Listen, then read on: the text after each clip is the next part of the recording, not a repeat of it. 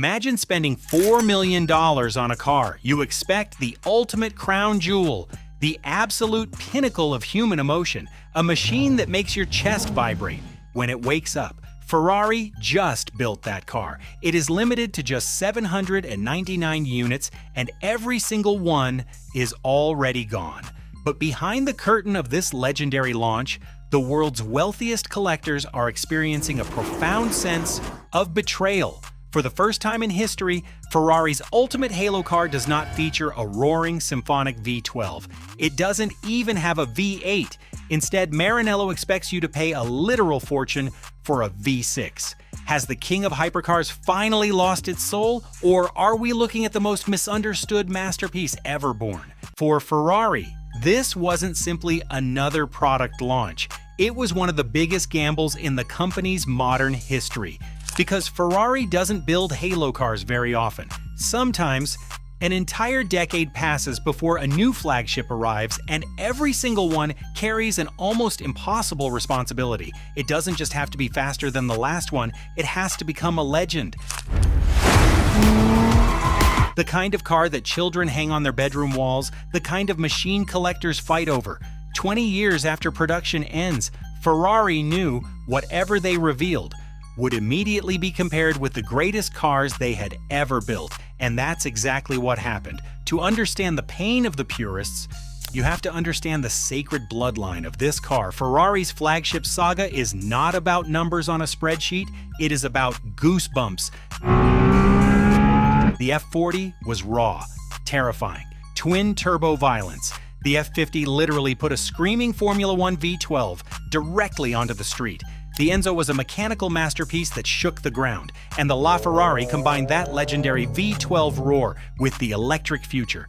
Each of those cars represented the very best technology Ferrari had at the time. The F40 embraced turbocharging ceased when many enthusiasts feared it. The F50 brought Formula One closer to the road than anyone thought possible.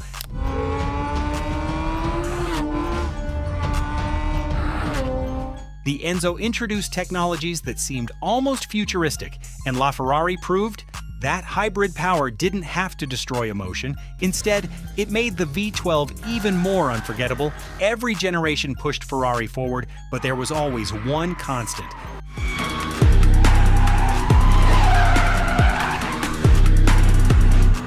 The heart of the car, it was still unmistakably Ferrari until now. Those cars didn't just move your body, they shattered your soul. The sound of a Ferrari V12 at 9,000 RPM is a religious experience. It is the very heartbeat of Italy. So, when the curtain dropped and Ferrari revealed a 3-liter twin turbocharged V6 hybrid, the automotive world bled. Critics called it a glorified $4 million Nissan GT-R. The magic felt dead. On paper, it looked like a corporate compromise forced by government regulations. The criticism spread almost instantly. Forums exploded. Collectors argued for weeks. Some owners of previous Halo Ferraris publicly admitted they had no interest in buying the F80, not because they couldn't afford it, but because they simply couldn't accept that Ferrari's ultimate masterpiece no longer sounded like a Ferrari. And in the world of ultra-luxury, emotion often matters more than performance. Because once you've owned dozens of supercars, speed stops being special. What remains is how a machine makes you feel. But Ferrari claims this is not a compromise. They claim it is war. Here is the truth that the critics are missing. Ferrari didn't build the F80 to please our nostalgia. They built it to dominate. Before Enzo Ferrari passed away, he famously said that he did not care about luxury. He only cared about the engine and winning. And right now, what wins races? It is not the V12. The fastest racing cars on Earth in Formula One use a V6 hybrid, the car that brought Ferrari back to absolute glory. At the 24 Hours of Le Mans uses a V6 hybrid. The F80 is pure, unadulterated racing, DNA injected straight into the street. The engine alone produces 860 horsepower, but with 3 electric motors working in perfect, silent harmony, It unleashes a terrifying 1,184 horsepower, 0 to 60, in a blinding 2.15 seconds. It is so brutally fast that it completely obliterates the LaFerrari around the track. Ferrari used electric turbos to eliminate turbo lag forever. The moment your foot touches the pedal, the response is instant, violent, and absolute. This is not a compromise. It is peak engineering, brutality. And here's something most people don't realize. Ferrari never intended the F80 to be the loudest car or the most dramatic. Their goal was something completely different: to build the fastest Ferrari road car ever created. Every engineering decision, every gram saved, every aerodynamic surface, every software calibration was chosen for one purpose: lap time. Not nostalgia, not emotion, victory, because Ferrari believes winning creates its own emotion. But outside of the racetrack, its cars like the F80 live in a very different world. A world of high-stakes investing, ultra-luxury, and extreme prestige. Unfortunately, the people buying an F80 rarely spend their weekends chasing lap records. Most of these cars will never see a race circuit. Many will spend their lives inside climate-controlled garages, parked beside F40s, Enzos, and LaFerraris. For these collectors, the numbers printed on a spec sheet matter far less than the story the car tells. And in this world, performance is only half the battle. The other half is romance. This is the real gamble. Historically, a flagship Ferrari has been a guaranteed investment, not simply because it wears the prancing horse badge, but because a naturally aspirated V12 is a timeless work of art. It ages like fine wine. Its value isn't measured only in horsepower, it's measured in emotion, in rarity, in sound, in legacy. But a highly complex, battery-dependent V6 hybrid, that introduces a massive, terrifying question mark for collectors. And that's exactly where the fear begins. Because unlike a naturally aspirated V12, hybrid technology evolves incredibly fast. Batteries age, electronics become obsolete, software changes, and nobody truly knows how these systems will be viewed 30 years from now. Will future collectors admire this technology or fear the cost of maintaining it? Nobody has the answer, and that's what makes the F80 such a fascinating gamble. Look at the rivals. McLaren chose a V8 for the W1. Bugatti went completely against the grain, creating a magnificent, naturally aspirated V16 engine. For the Tourbillon, they chose mechanical theater, engines that don't simply produce power, they produce goosebumps. Ferrari, instead, chose cold, ruthless efficiency. They bet everything on the philosophy that true luxury is absolute speed, even if it lacks the traditional symphonic soundtrack.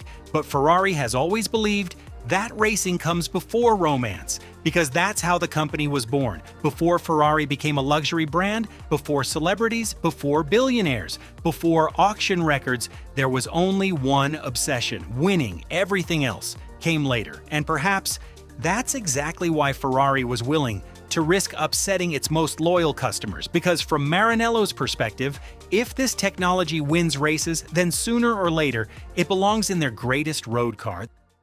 If this technology wins races, then sooner or later, it belongs in their greatest road car. There's another detail that makes this story even more fascinating. Money alone was never enough to buy an F80. Ferrari has never sold its flagship hypercars to just anyone with a large bank account. Long before production began, many collectors quietly received phone calls, not applications, not public reservations, invitations. Most of those chosen had spent decades building relationships with Ferraris, owning multiple cars, supporting the brand, attending private events. Some had collections worth tens of millions of dollars, and even then, many still weren't selected. Imagine being wealthy enough to spend $4 million, only to discover Ferrari doesn't want your money. That exclusivity is part of what makes these halo cars almost mythical.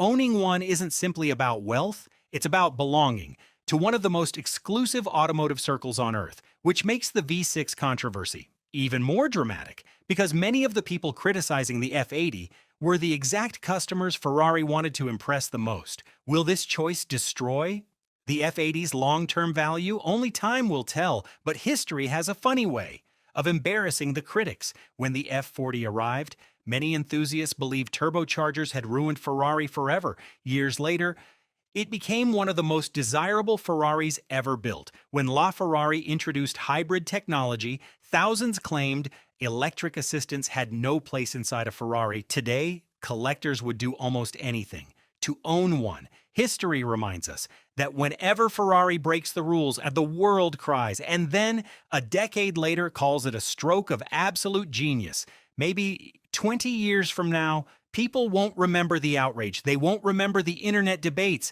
They won't remember the endless arguments, about cylinders or sound or tradition. They'll simply remember that this was the moment Ferrari changed forever, because every legendary Ferrari was controversial before it became iconic.